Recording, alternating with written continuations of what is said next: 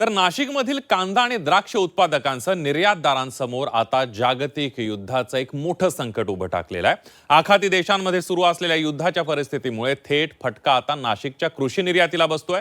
3 मार्च पासून आंतरराष्ट्रीय वाहतूकदारांनी emergency surcharge लागू केल्यामुळे कंटेनरचा खर्च गगनाला भिडलाय। प्रति कंटेनर तब्बल 2 ते 3 लाख रुपयांचा अतिरिक्त भार पडला आणि त्यामुळे नाशिकचा माल आता आखाती देशात पोहोचवणं कठीण झालंय।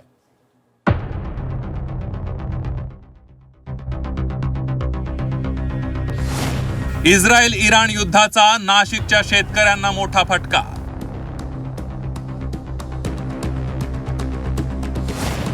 आंतरराष्ट्रीय वाहतूकदारांकडून इमर्जन्सी सरचार्ज लागू।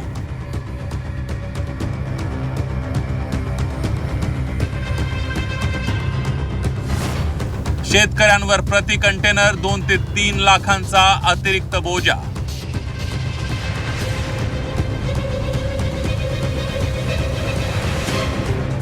नाशिकचा कांदा आणि फळं जगभरात प्रसिद्ध आहे, पण याच मातीतील घामाला आता युद्धाची झळ बसती आहे। आखाती देशातील तणावामुळे समुद्रमार्गे होणारी वाहतूक महागली आहे। आंतरराष्ट्रीय शिपिंग कंपन्यांनी सुरक्षेच्या कारणास्तव 3 मार्च पासून इमर्जन्सी सरचार्ज लागू केलाय।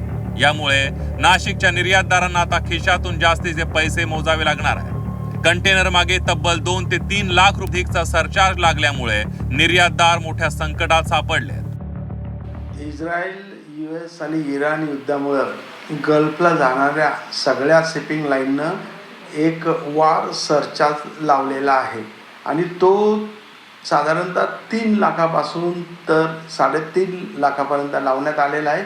हा भाड्याच्या व्यतिरिक्त आहे। म्हणजे जर समजा तुमचा ₹1,00,000 भाडं असेल तर तुम्हाला 3 लाख रुपये सरचार्ज धरून असे 4 लाख रुपये द्यावे लागतील किंवा काही कंपन्यांना 4.5 लाख रुपये द्यावे लागतील। अशामुळे आता लॉजिस्टिकचा खर्च हा गल्फच्या सगळ्या पोर्टसाठी हा एवढ्या रुपयांनी वाढलेला आहे। एका कंटेनर मागे 2 ते 3 लाख रुपयांची वाढ निर्यातदारांचं कंबरडं मोडणारी आहे।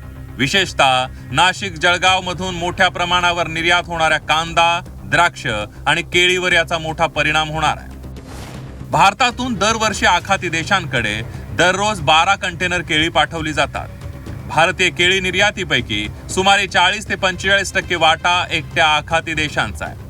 दुबईत सध्या निर्यात बंद असल्यानं 16,000 टन कांदा कंटेनरमध्येच पडून आहे। त्याची अंदाजे किंमत 36,000 कोटींच्या घरात आहे।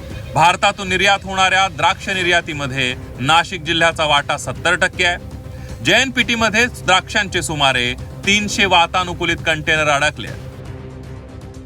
याच्यामध्ये जे काही JNPT पोर्टवरती जी गर्दी झालेली आहे आणि बाहेर ज्या काही लाईन लागलेल्या आहे, निश्चितच थोडंसं आखाती देशामध्ये नुसते द्राक्ष नसून, द्राक्ष तर एकदम नगण्य, पण कांदा असेल, तुमचं तांदूळ असेल किंवा इतरही केळी असेल, केळीचे मोठ्या प्रमाणात कंटेनर हे आखाती देशामध्ये जात होते। ते थोडेसे थांबल्यामुळे तिथे JNPTला जी पोर्टवरती ट्रॅफिक जामची जी परिस्थिती निर्माण झालेली आहे ती निश्चित बरोबर आहे। युद्धाच्या या सावलीमुळे नाशिकच्या शेती अर्थव्यवस्थेला मोठा फटका बसण्याची शक्यता आहे। आता या संकटातून मार्ग काढण्यासाठी केंद्र सरकार काय पावलं उचलतं याकडेच निर्यातदारांचं लक्ष लागलंय। योगेश खरे, झी 24 तास, नाशिक।